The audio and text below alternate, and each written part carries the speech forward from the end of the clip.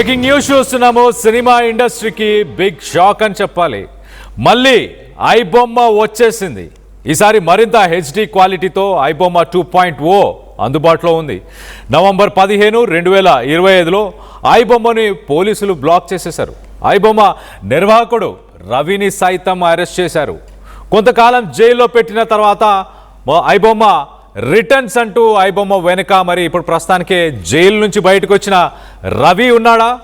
రవిని మించిన నెట్వర్క్ వేరే ఏదైనా ఐబొమ్మకుందా? గతంలో ఐబొమ్మ కేసుని సీరియస్గా తీసుకున్నారు అప్పుడున్న సిపి సజ్జనార్. మరి సజ్జనార్కే బిగ్ షాక్ అని చెప్పాలా? సజ్జనార్కి షాక్ ఇస్తూ ఐబొమ్మ 2.0ని నిర్వాహకులు ప్రస్తుతానికి వదిలేశారు. ఐబొమ్మ 2.0లో ప్రస్తుతానికి ప్లే అయిన మొదటి సినిమా పేరు కూడా గాయపడ్డ సింహం. అంటే అది కావాలనే అలాంటి సినిమానే మొదటగా రిలీజ్ చేసే ప్రయత్నం చేశారా? ఈ నెట్వర్క్ వెనుక అసలు ఎవరు ఉన్నారు? మళ్ళీ ఐబొమ్మ ఇంకా బెటర్ క్వాలిటీతోని సినిమాల్ని రిలీజ్ చేస్తుందంట. దీనికి సంబంధించి మరింత డీటెయిల్గా మాట్లాడుకునే ప్రయత్నం చేద్దాం. ఇటు మా ప్రతినిధి ఇన్నారెడ్డి అందుబాటులో ఉన్నాడు. మరి కాసేపట్లో ఇన్నారెడ్డితో మాట్లాడి తెలుసుకునే ప్రయత్నం చేద్దాం. మొత్తం మీద బిగ్ ట్విస్ట్ అని చెప్పొచ్చు, బిగ్ బ్రేకింగ్ అని చెప్పొచ్చు. సినిమా ఇండస్ట్రీకి ఒక రకంగా బిగ్ షాక్ అని చెప్పాలి. ఎందుకంటే ప్రస్తుతానికి ఈ ఐబొమ్మ 2.0లో లేటెస్ట్ రిలీజ్ అయిన కొత్త సినిమాలన్నీ కూడా అక్కడ కనిపిస్తున్నాయి. గాయపడ్డ సింహం, జెట్లీ, ధనుష్ సినిమా, కొన్ని వందల కోట్లకు సంబంధించిన సినిమాలు ప్రస్తుతానికి అక్కడ కనిపిస్తున్నాయి. గాయపడ్డ సింహం నుంచి వచ్చే శ్వాస గర్జన కన్నా భయంకరంగా ఉంటుంది కేజీఎఫ్. రైట్, రవి పడ్డాక హెచ్డి క్వాలిటీలో సినిమాలు ఇవ్వడానికి మళ్ళీ రిటర్న్ వచ్చాడా? గతంలో జైలు నుంచి బయటకు వచ్చినాక మీడియాతో ఎలాంటి ఇంటరాక్షన్ చేయలేదు రవి. చాలా క్లియర్గా కేసు నడుస్తుంది, నేను మాట్లాడే అవకాశం లేదు, నేను మాట్లాడను, నన్ను ఇబ్బంది పెట్టకండి అంటూ ఆయన మాట్లాడుకొచ్చాడు. మొత్తం మీద ప్రస్తుతానికి మరి రవి బయటకు వచ్చినాక మళ్ళీ ఒక్కసారి ఐబొమ్మ 2.0 యాక్టివేట్ అయింది. మరి దీని వెనుక పెద్ద నెట్వర్క్ ఉందా? రవి ఒక్కడే ఇదంతా చేయగలడా? ఒక్కసారి దీనికి సంబంధించి మరింత అప్డేట్ తీసుకునే ప్రయత్నం చేద్దాం. ఇటు మా ప్రతినిధి ఇన్నారెడ్డి అందుబాటులో ఉన్నారు. ఇన్నారెడ్డితో మాట్లాడి తెలుసుకునే ప్రయత్నం చేద్దాం. ఇన్నారెడ్డి, చెప్పండి, ఎలా చూడాలి? ఇప్పుడు రవి ఏమో కేసు జరుగుతుంది, నేనేం మాట్లాడను అన్నారు. ఆయన ఇండియాలోనే ఉన్నారు. ఎక్కడున్నారు? ఇండియాలోనే ఉన్నారా లేకపోతే మళ్ళీ అబ్రాడ్కి వెళ్ళిపోయారా? దీని వెనుక పెద్ద నెట్వర్క్ ఉందని అనుకోవాలా? ఐబొమ్మ రవికి సంబంధించి కోర్టు చాలా స్పష్టంగా బెయిల్ కండిషన్లు చాలా స్పష్టంగా చెప్పింది. సోషల్ మీడియాలో యాక్టివ్ గా వద్దు, మరొకసారి కనుక ఇలాంటివన్నీ చేస్తే మాత్రం బెయిల్ క్యాన్సిల్ అయితే యాక్ట్ తీసుకోవాల్సి వస్తుంది అన్న విషయాన్ని కండిషన్ ఇచ్చిన నేపథ్యంలో మరి మరొకసారి ఐబొమ్మ 2.0 అంతకుముందేమో మామూలు క్వాలిటీ సినిమాలు వచ్చేవి, ఈసారి మరింత హెచ్డి క్వాలిటీ తోటి ఐబొమ్మ 2.0 వచ్చిందంటే ఖచ్చితంగా ఈ ఐబొమ్మ కంచనలో జరుగుతుందా, లేకపోతే ఐబొమ్మకు సంబంధించిన రవి నెట్వర్క్ లో ఉన్న వ్యక్తులు కావాలని చెప్పని పోలీసులకు ఛాలెంజ్ చేస్తూ ఐబొమ్మ 2.0 అని చెప్పని అన్ని హెచ్డి మూవీలు రిలీజ్ చేస్తున్న కొత్త హెచ్డి మూవీలు రిలీజ్ చేస్తున్న సంబంధించి మనం చూస్తా ఉన్నాం. దీంట్లో మరి ఎవరున్నారు దాని మీద, అలాగనే ఒక రకంగా చూడాలంటే సజ్జనార్ గారికే షాక్ ఇస్తూ దీంట్లో సజ్జనార్ గారు చాలా సీరియస్ తీసుకొని ఐబొమ్మ రవిని అరెస్ట్ చేయడం, తర్వాత దీంట్లో ఇలాంటి నెట్వర్క్ ఉన్న వాళ్ళ మీద సీరియస్ యాక్షన్ తీసుకోవడానికి చేశారు. కాబట్టి ఇప్పుడు ఐబొమ్మ 2.0 విత్ హెచ్డి వీడియోస్ చెప్తని వాళ్ళు రిలీజ్ చేసే విధానం చూస్తుంటే ఖచ్చితంగా ఇదంతా కూడా ఐబొమ్మ రవి నెట్వర్క్ లో ఉన్న వ్యక్తులు చేస్తున్నారా, లేకపోతే ఐబొమ్మనే బ్యాక్ ఎండ్ లో ఉండి చేపిస్తున్నాడు అని చెప్పి దాని మీద పోలీసులు విషయాన్ని చాలా సీరియస్ లో తీసుకుని ప్రస్తుతం ఇన్వెస్టిగేషన్ కొనసాగుతా ఉంది.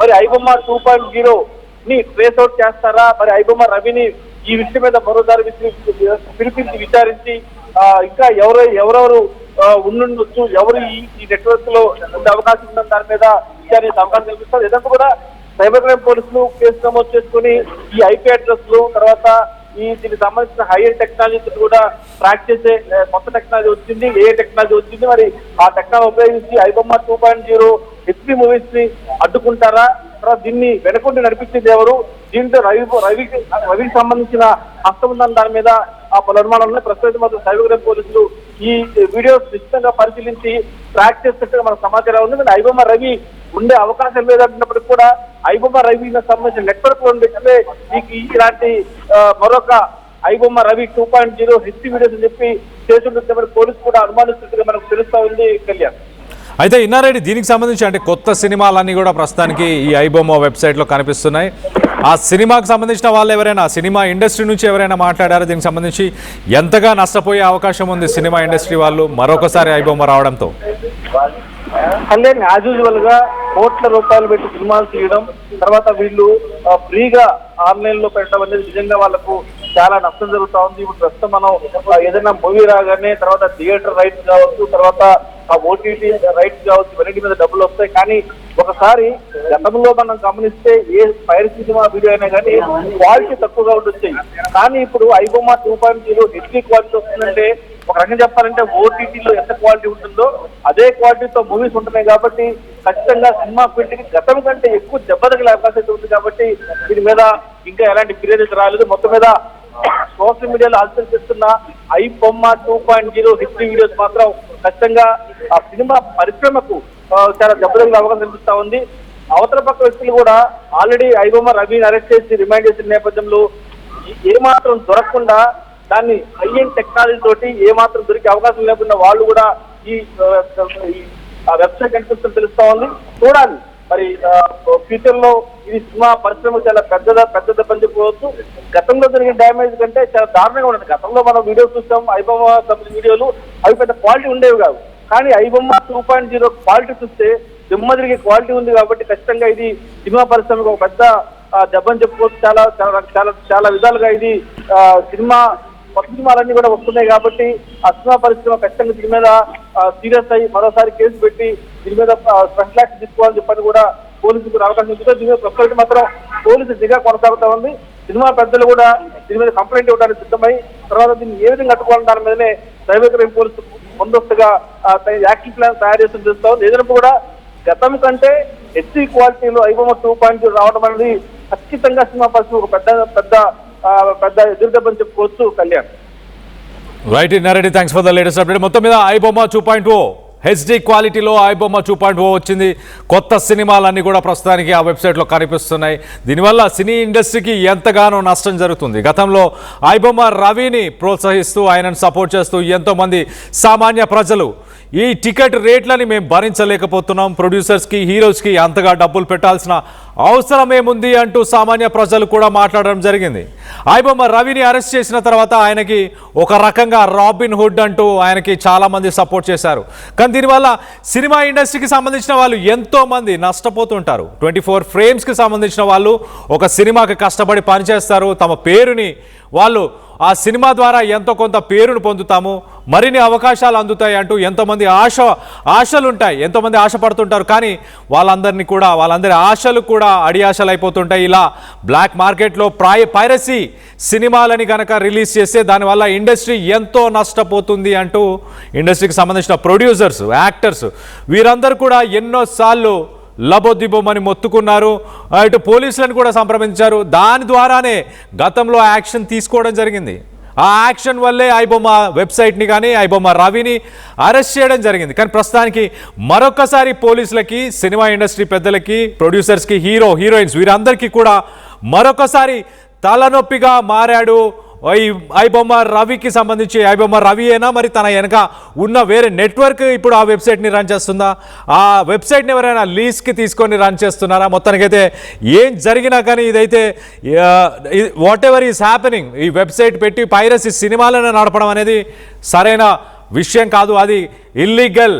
అలాంటి సినిమాల్ని నడపకూడదు. అలా ఇండైరెక్ట్గా ఇల్లీగల్గా అలాగే ఆ సినిమాల్ని చూసి వాటిని ఎంకరేజ్ కూడా చేయకూడదు సామాన్య ప్రజలు. దీనికి సంబంధించి మీరేమనుకుంటున్నారా? ఐబొమ్మను మళ్ళీ రవే తెచ్చాడని మీరు భావిస్తున్నారా, లేక వెనక ఇంకొక నెట్వర్క్ ఉందని భావిస్తున్నారా? దీనికి సంబంధించి మీ అభిప్రాయాలు ఏంటనేది కింద కామెంట్ రూపంలో తెలియపరచండి. అలాగే సజ్జనార్కి మరొకసారి ఛాలెంజ్ విసురుతుందా ఐబొమ్మ? గతంలో మనం చూసాం ఐబొమ్మ తన వెబ్సైట్లోనే చాలా క్లియర్గా ఒక పోస్ట్ని మెన్షన్ చేసి, నేను ఒక ప్యారలల్ ఇండస్ట్రీని రన్ చేస్తాను ఖచ్చితంగా సామాన్య ప్రజల కోసం. వాళ్ళు వందల కొద్ది డబ్బులు ఖర్చు పెట్టి వాళ్ళు మల్టీప్లెక్స్లకి, సినిమా థియేటర్లకి వెళ్ళి సినిమాలు చూడలేని పరిస్థితి. హీరోయిన్స్కి ఇంతగా డబ్బులు ఇవ్వాల్సిన అవసరం ఏముంది అంటూ, అలాగే మీ వల్ల చేతనైతే నన్ను పట్టుకోండి అంటూ పోలీసులకి సవాలు విసిరిన ఆ మెసేజ్ని గతంలో మనం చూసాం. మరి మరొకసారి ఇది సజ్జనార్కి, పోలీసు వ్యవస్థకి మరొకసారి సవాలు విసిరే ప్రయత్నం చేయడమేనా?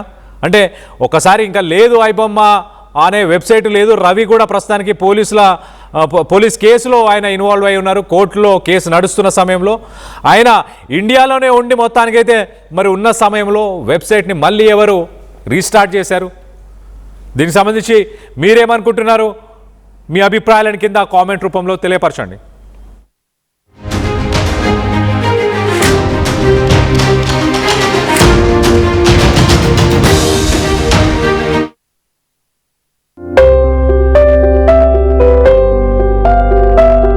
చిన్న చిన్న ఆనందాలు 35 ఏళ్లుగా నా జీవితంలో లేవు. 35 ఏళ్లుగా నేను డైపర్లలో బ్రతికాను. 6 సెంటీమీటర్ల ఫిస్టులా నా మూత్రాశయంలో లీక్ కారణమైంది. ఎవరూ నాకు సహాయం చేయలేకపోయారు. AINUలో వైద్యులను కలిసే వరకు. అక్కడ వారు రోబోటిక్ శస్త్రచికిత్సతో నాకు పరిష్కారం ఇచ్చారు. వారు నా ఆత్మవిశ్వాసాన్ని కూడా తిరిగిచ్చారు. Precision care makes it possible. The Center for Robotic Surgery at AINU